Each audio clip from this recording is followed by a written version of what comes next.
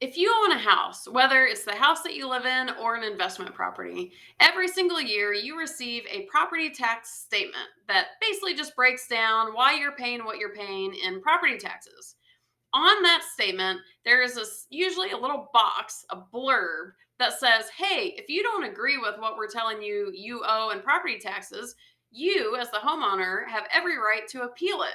In most cases, it's a 30-day appeal process, and here's the very easy, simple process on how to do it. Send us these things.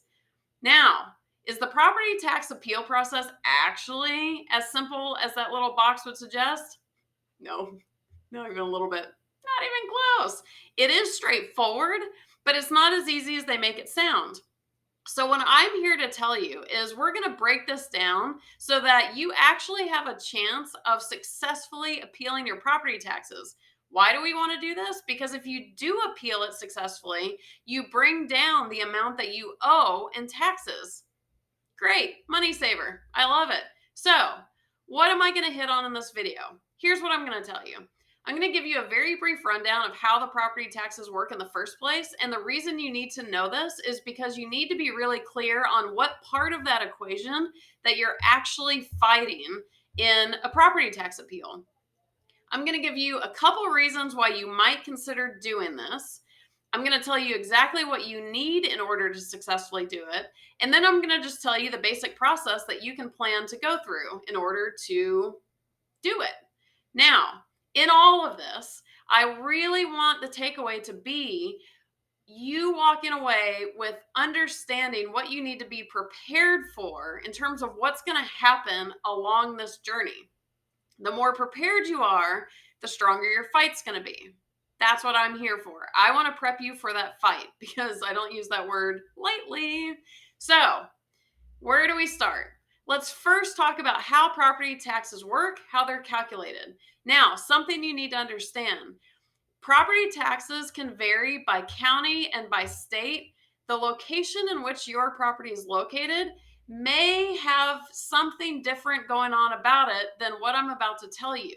So, I'm going to give you the situation that is true for the majority of properties and the majority of locations, but you need to double check with your local area and make sure that what I'm telling you is in fact going to be applicable to how property taxes work for your property. But like I said, what I'm going to tell you should cover the good majority of them.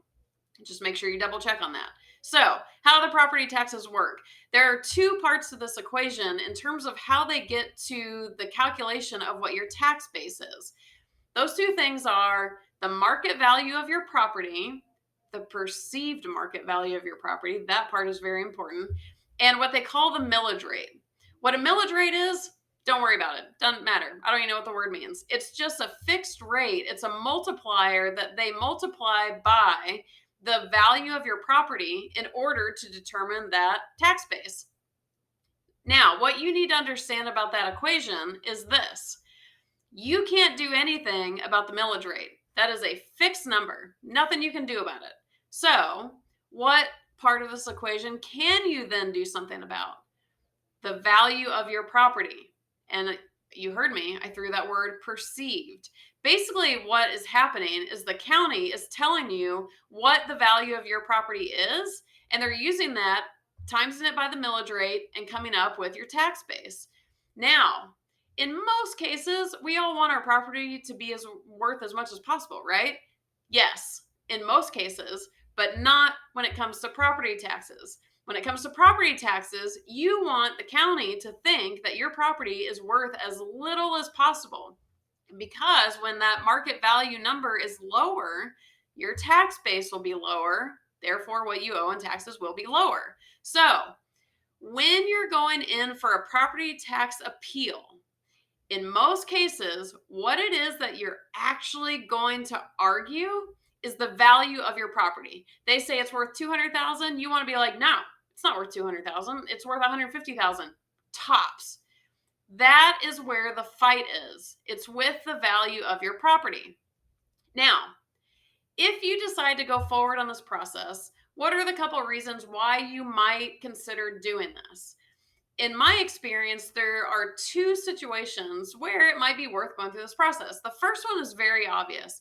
If there is an obvious discrepancy with how much they're saying your house is worth versus how much you really genuinely believe it to be worth, that is worth it all day long. I personally, the first property that I did a property tax appeal on, this was the case. It was the comps all around my property were very high. There was a lot of new construction. Ultimately, the comps were not accurate, and they were saying that my property was worth just under double what it actually could sell for. So I went in hard hitting saying, yo, it is not worth anywhere close to what you're saying. Like, we're not even talking in the same arena. If that is a situation with your property, you absolutely, it's worth going through this process because that could be a major shift in how much you're going to pay in property taxes. Now, the second situation is maybe their comps aren't that far off and you're not really going to be able to argue that much of a difference. But in my experience, when I've done this version of it, I did it on a couple properties where it was a little bit of a stretch to say their value wasn't correct, but it did shave a little off the value and therefore lowered my property taxes. I mean, in one case, it lowered my property taxes by $37 a year, but hey, that's $37 a year I wouldn't have had otherwise. And it can be more than that. So those are the two situations. You may have the situation where your house legitimately is not worth anything close to what they're saying it is. That's going to be your biggest reason to appeal. And then there's a situation where maybe you just do it to see if you can shave off a couple bucks. What's it going to hurt? It's free to try. Okay, so now if you fit into one of those categories and you're like, yes, I want to appeal my property taxes, let's get going. What is it that you're going to need in order to succeed with this? And it is one thing. Aside from the instructions, they tell you how to do it and all that, the one thing that you're going to need in your back pocket is a rowdy, feisty agent or property manager or somebody who is very good on comps. They're going to be able to run all the comps to argue why your property is not worth what it is. That's going to be the initial argument. And then we'll talk more about this as I tell you about the process. But when inevitably the county tries to fight that argument, they can argue comps on a whim. They can get quick. This may be in person. This is essentially going to be in court in a settlement statement or a settlement conference. And they need to be able to very quickly argue points real time. Chances are this is probably a real estate agent. Not all agents are going to be good at this. Somebody who knows exactly what is going to happen with this. It may also be a company. Sometimes we receive letters from these companies saying, hey, we specialize in property tax appeals and we want to help you appeal your property tax and we're going to take X number of dollars out of the earnings or whatever. Those people probably know what's going on. But whoever it is that you hire, you need to have that person in your pocket in order to very quickly argue on your behalf. Unless you happen to be that person yourself, I would imagine that is not the case for most of us. So just be ready to have that person, be connected with that person before you even start the process. Okay, now you know what you're arguing, you know why you're doing this, you know what you need in your pocket. What is the actual process? So get your pen and paper out and just write numbered steps.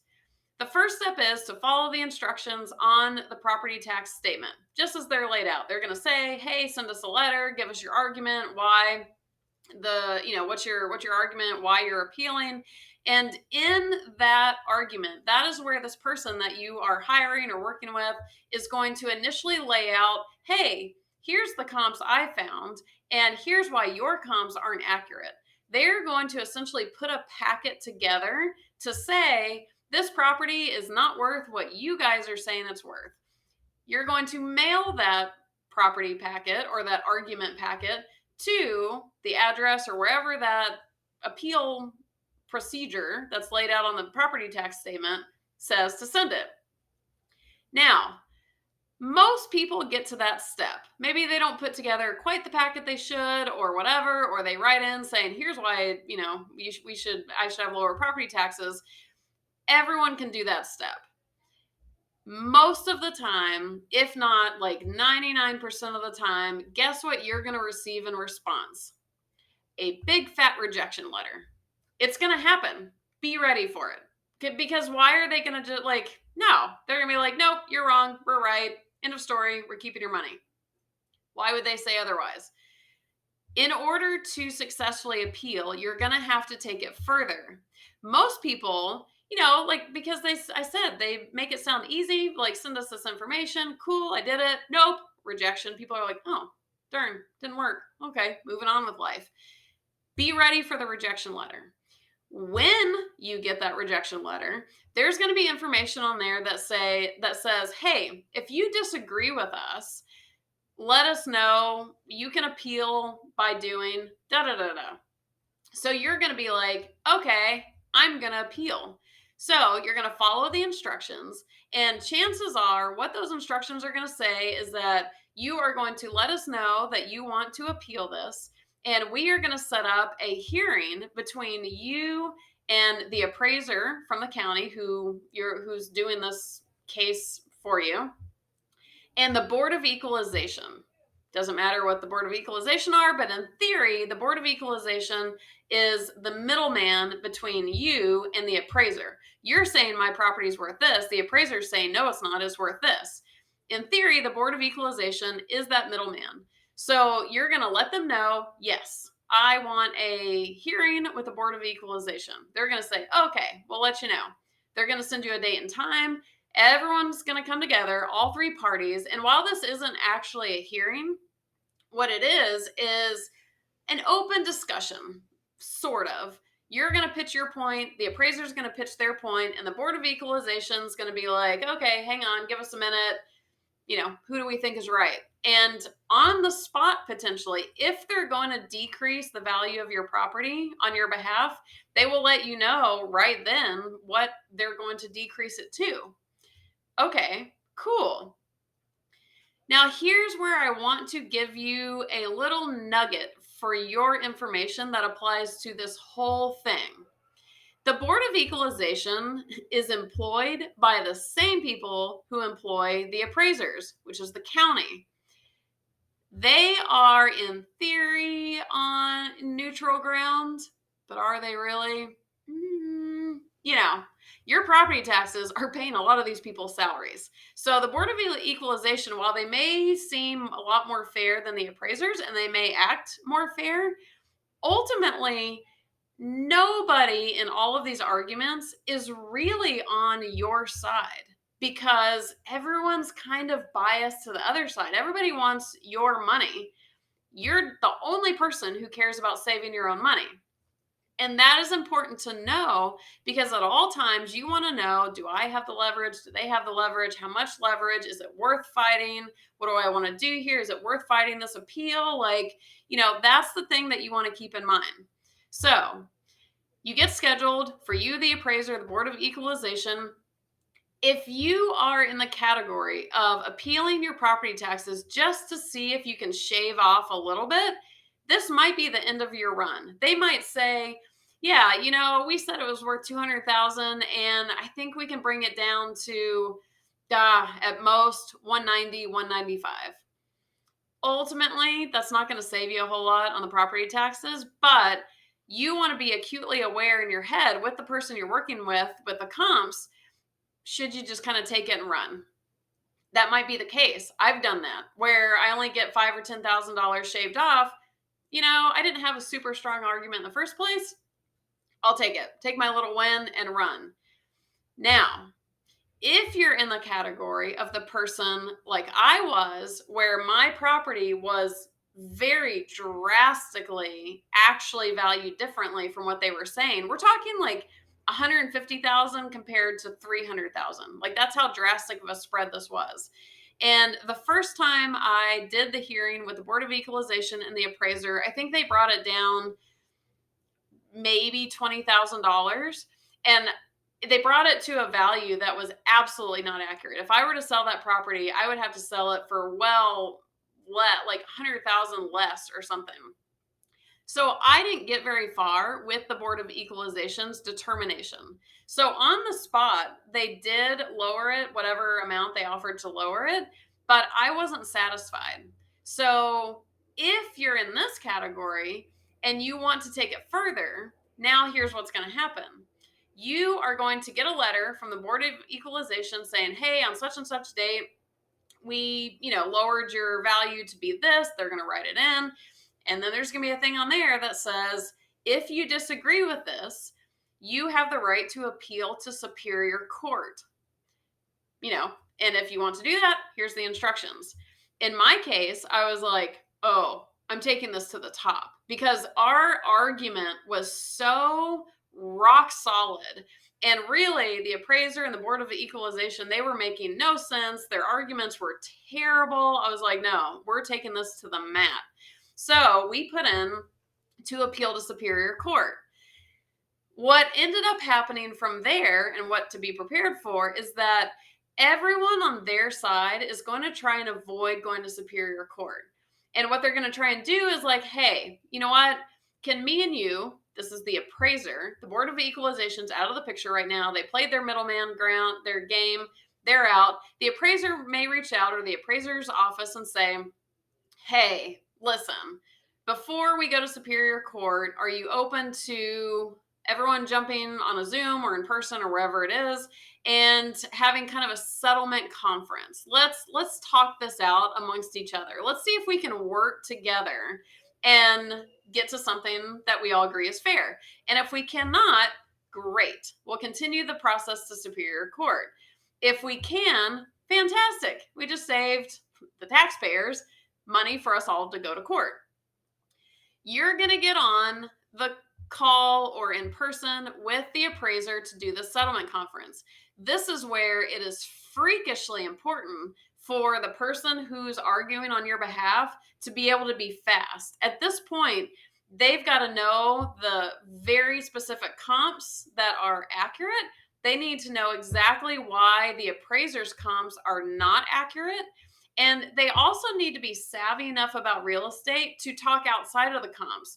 Things like, an appraiser's system, like the software system, has all sorts of different rankings, coding. Like this house might be a code G, this house might be a code H. They plug all these things in, and that system tells them what the property should be worth. The person you're working with, assuming it's not yourself, needs to be very fast and be willing to challenge them and say, hey, this isn't da da da da da. What I can tell you is by the time I was at this point in the process, quite frankly, by the time I was just in front of the Board of Equalization, but especially by the time I was to the settlement conference, I was just sitting back and letting my dude talk.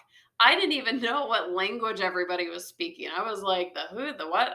I'm not that detailed on the real estate stuff. That is why it is so important and critical to have that fast moving, fast talking person who is very savvy on comps and how properties are valued.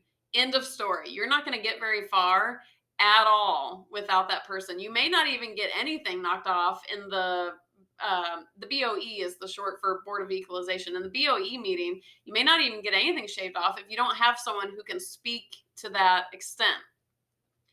Then there's going to be open discussions, you and the appraiser. Maybe you guys do come to a middle ground. Maybe you don't. Just remember, if you decide to go to Superior Court, remember Superior Court is also employed by the same people in the appraiser department and everywhere. Again, Superior Court should be a really neutral place, but always be acutely aware of when you have the leverage and when you don't. Because maybe you and the appraiser maybe the appraiser offers, let's say, you were started at 200, you wanted 150. Let's say they come to 175 and you're like, it's just not worth 175. It's not worth more than 150. It's even worth less than that. You want to, at some point, decide, is it worth, should I take my 25 grand win and walk, or should I continue to fight this knowing that maybe I don't even get the 25 grand deduction? So always be aware of that and talk to that expert that you've hired about when it's time to wave your flag. Then, if you decide, nope, I'm not taking it, you can go to Superior Court, or maybe you guys settle right there. Woo! Did you get all those steps in?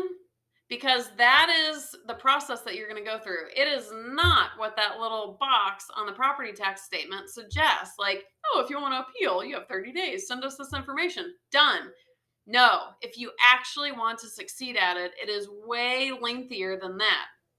So, one other thing to know is that no matter how long that whole process takes, let's say it takes 6 months, 8 months. I mean, trust me, the government side of this is not going to be moving very quickly, like, oh, let's rush and save her some money. No, they're going to drag their feet. It's going to require follow up with them. It's going to require chasing them down. You've got to be proactive, and it could take a while.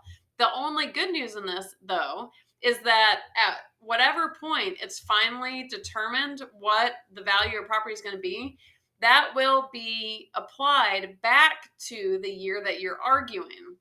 If you're arguing the 2022 taxes and it's now all the way to 2024, they will backdate the new value back to the year that you're arguing. So when you make that property tax appeal, you are arguing for a certain year. Okay, I know that was a lot. It's a lot in my head. It's probably way more in your head because you haven't been through the process yet. So here's what I want you to do. Please ask me any questions you have down below in the comments. Let me know not only what your questions are, but if you've been through this process, and if you have, did you succeed with it? Did you not succeed with it? Did you have any takeaways? Did you do something that you wished you hadn't done? Is there something that definitely worked in order to help you succeed with your property tax appeal? Put it all down in the comments.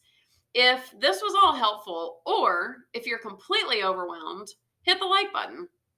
And for more exciting videos, let's be honest, this is kind of a logistics video that, like, that's a lot of process steps. Not all my videos are like this. A lot of them are more big picture, how to invest, all that. So in order to catch those, make sure that you are subscribed to my channel. Hit that big old red button over there on the right side.